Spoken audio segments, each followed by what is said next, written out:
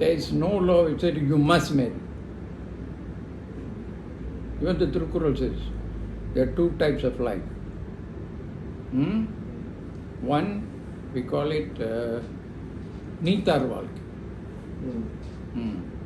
The other one is Kudumba Valkkai, family life. You choose.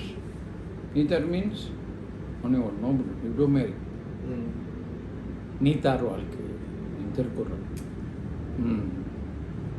So how would you know your life is meant to be alone or with someone? You decide. Right. You decide. Don't get married. I want to have Neetar Valkkai. Do most religion promote monogamy? Religion. Yeah. I told you what.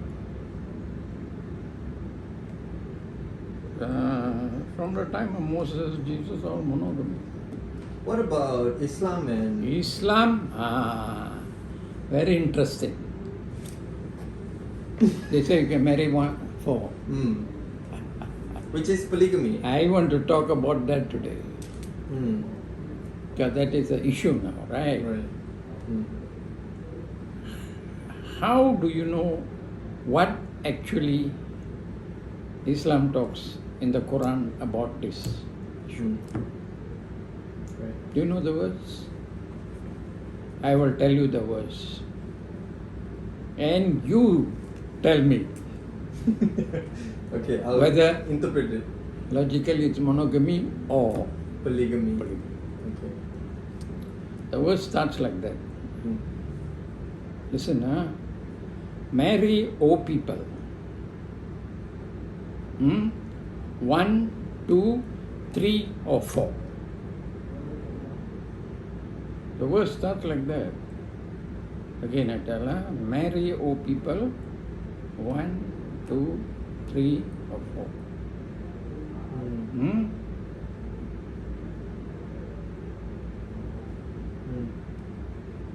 If, after that comes, if you can give equal justice to all of them.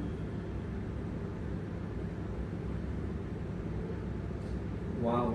Listen. Very tricky. And the next verse. And if you cannot give equal justice, then marry only one. Oh, okay. I didn't know it was like This that. is the verse I am reading to you. That's very interesting. If you cannot give equal justice, then marry only one. Okay, you tell me your... Next way. Oh, the that's verse hasn't finished. Okay. There are 4 verses. Okay. The final verse of that, and it is very likely that you cannot give equal justice.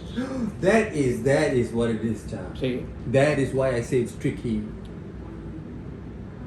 it is very likely you cannot give equal justice. So, what is he trying to say? It's so clear. The second verse is, marry if you can give equal justice. Right. And then the question in my head Second, is... if you cannot give equal justice, then marry only one. That's what the question in my head was when you said it. You're very unlikely to give equal justice when you marry another person. He didn't want to say, don't marry only one. Because that time people already married many people. So he put the law in such a way, it is like not sweeping the whole old law, but telling them. Which is, people have... My understanding, I have meditated, you as an imperfect, you can never give equal justice. Then marry only one. So the problem is humans think they can give equal justice. It is wrong. Because we are imperfect. So you're saying that no human can actually give equal justice in marriage? 100%. Ever? Because we are not perfect. I mean, then Muhammad should know that.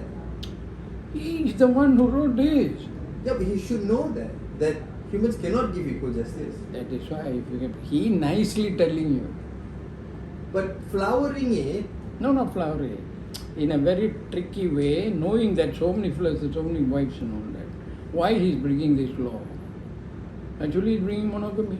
so what do you think would have happened if he actually said it like what it is? You think people would kill their other wives and things like that? You think it will be very detrimental? There'll be problems. So that is why he put it in a nice way.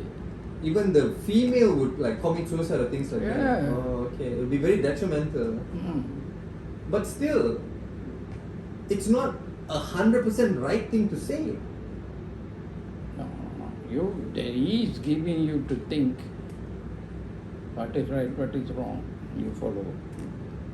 Right.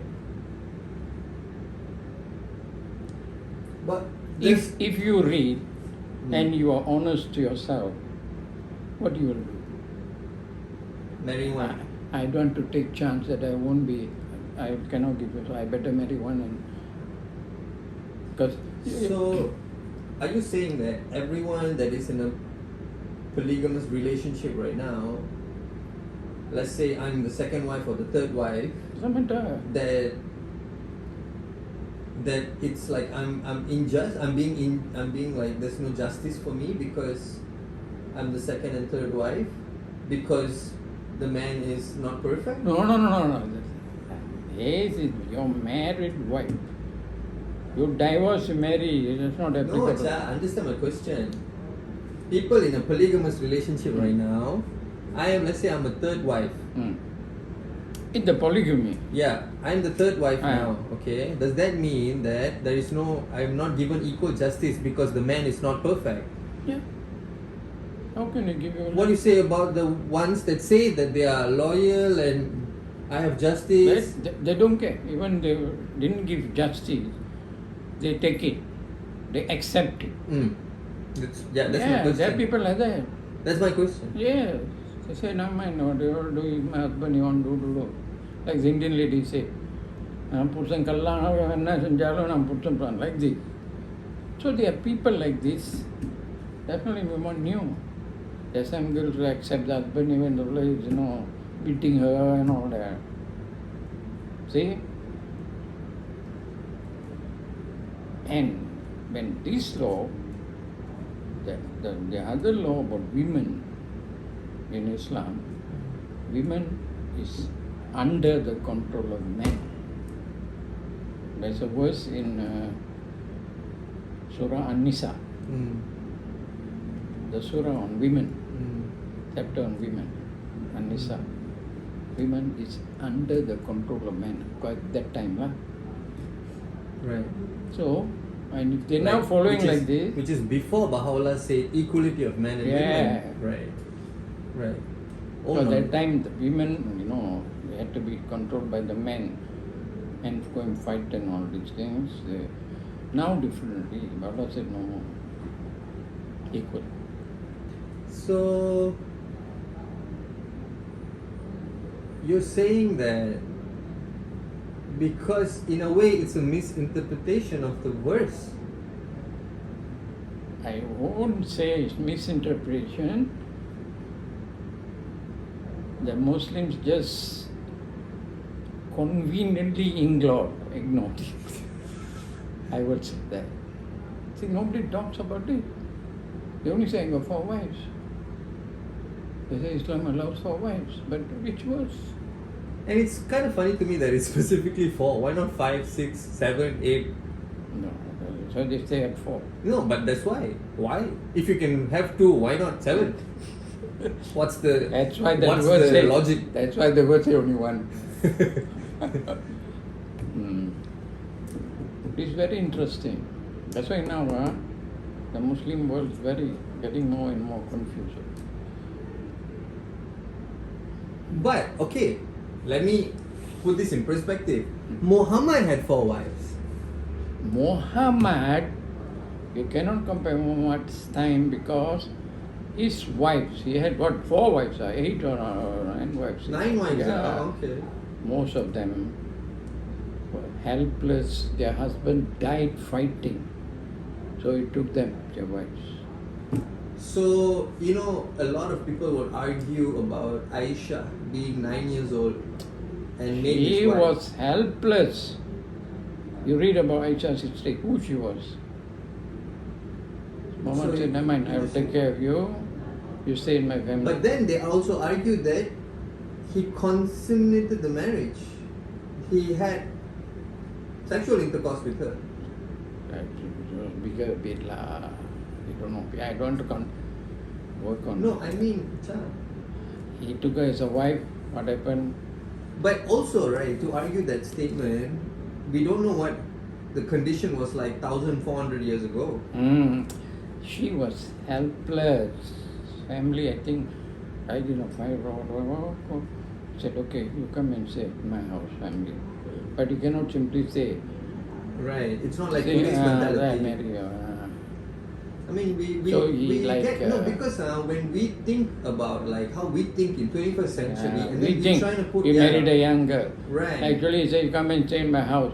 But I mean, cannot they put, probably because didn't. it's like illegitimate to have on her. So he said, I marry you, okay. Actually, they had a time when water was not free Yeah. and like electricity didn't Okay. exactly. Yeah. At this time, I mean, we really and like you know diseases were going Right. around and things like that, and like I don't know, there's so many unhygienic things and like cleanliness was the main thing. I mean, Right. all of this mentality we Yeah. forget when we put them in the scope of 21st century and marrying a 9-year-old, Cannot. right? He wants to take care of her and put her in the family house.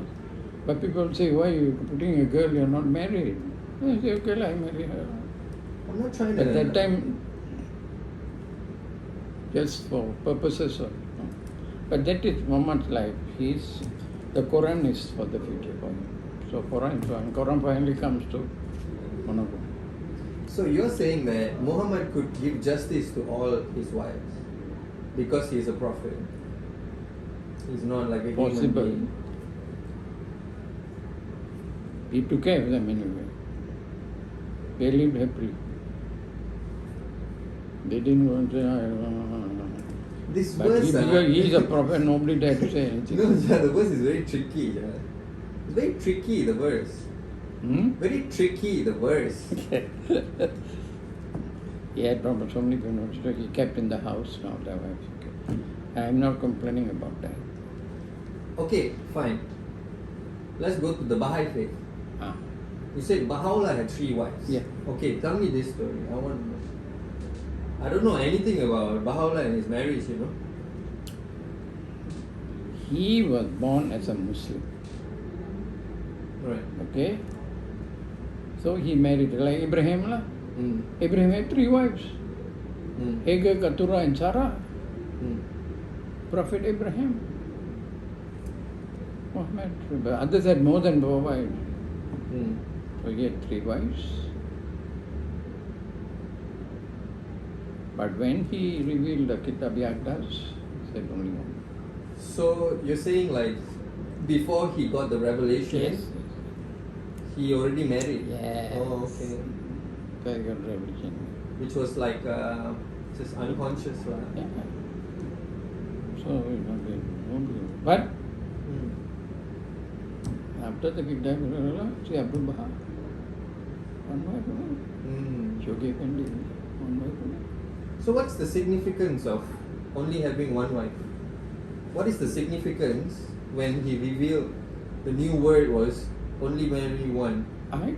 What's the significance? I don't know, but I believe that it's a good relationship, and then the issue of injustice won't come. Right, injustice, which is the root is loyalty here, right? Injustice. What does injustice mean? There won't be jealousy, there won't be justice and all that. So you only deal one way, but they also have the law of divorce. In the Baha'i faith? Yes, Kitab Yaqdas, law of divorce. So, you can just, if you cannot agree, you can complain to them and say you want divorce, then they will manage the whole divorce properly for you, and you are divorced. What is wrong? Maybe you cannot agree, you divorce. I mean, it's normal.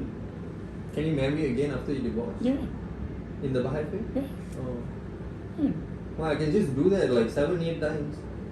No, logic.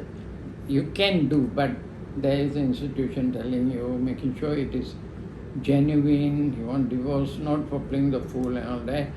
That is a way of managing it. Cha, I can take advantage of this. Yeah. That's what I'm saying. Which a lot of people are doing. You cannot just say like, this is the law, follow. Cha. Take advantage and you do something. The writing is very clear. Because a lot of people fail. It's not their fault either. Marriage is not, it's something, it's like a work in progress, constant work in progress. So if I divorce 4, 5 times, 6, 7 times, and I have 7, 8 wives and 6, 7 ex-wives, it's really like, I can say like, hey man, that's why they have laws for divorce. It's not that easy to get a divorce. The Bahai'i has a lot of steps you have to go through. Verification, year of patience, all that. So, not that easy. Right. I mean, marriage is not easy too. See? Right. Divorce, so they say, because for some temporary reason you want to quickly divorce. Maybe it was just, overlooked or you made a mistake and all that, and say sorry and all that. Unless it becomes irreconcilable, it is a problem over a period, despite all the advice, counseling, still cannot. Then, right. So it's not that easy. Right. But I think that one, even socially, it's not a big issue. And when most of the people are become more spiritual, they will be more responsible. Of course, nobody is perfect. There will be some, but that's why.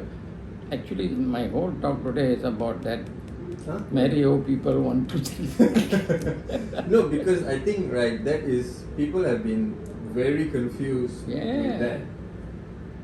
If you have the fear of God and you really believe in, see what actually was the motive.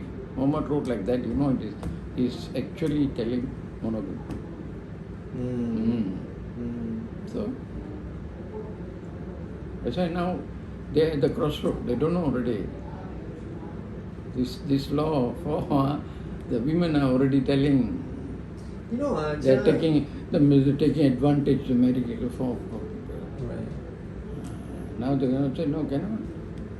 Because we are at the curve of consciousness. Okay, so like when he said it when the curve increased, our intelligence increased. We question it to a point where how do I manipulate this? Right. Which they're doing with most of the verses. But I think the Baha'i faith, we were intelligent already. Baha'u'llah was saying things that we could accept and very hard for us to kind of take advantage of. Right, not easy. Yeah.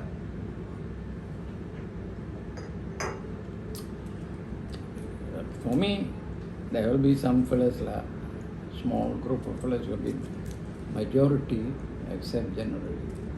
And we have seen the faith over 200 years, you see how. I think you cannot give justice to 2 wives at one time. Because it's... By nature we are imperfect. Contradicting. Yeah. How you marry another person is justice to the person that you married initially. It's already a contradiction. Yeah, correct. The moment I marry if I marry one person, then I marry a second wife, it's already a contradiction of justice to the first one. Because your law, your tie is the justice between this person. Now you're going against your own word by marrying another person. No, if you have... Without a divorce, without divorce. That's what I'm saying. You cannot give justice to 2 people at one time. Oh my, divorce, when you marry... There is no way you can give justice to 2 people at one time. You cannot. Divorce, better divorce. And the fact that the verse of women are under the protection of men That one also they use that and be like, okay, Yeah. you'll be under my protection. That's what's happening. So you're suppressing in Afghanistan, is it? How can you follow that law now? Right. Imam Mahdi already come. The old laws have been annulled. The new laws will be equality of man and woman, and now you're suppressing them. There will be chaos. Chaos what? Because the girls will say, how can you do this to us? Right. They will learn their lessons. You will see slowly, and they will know, no point marrying so many. See, the rich fellas in Europe also have many wives.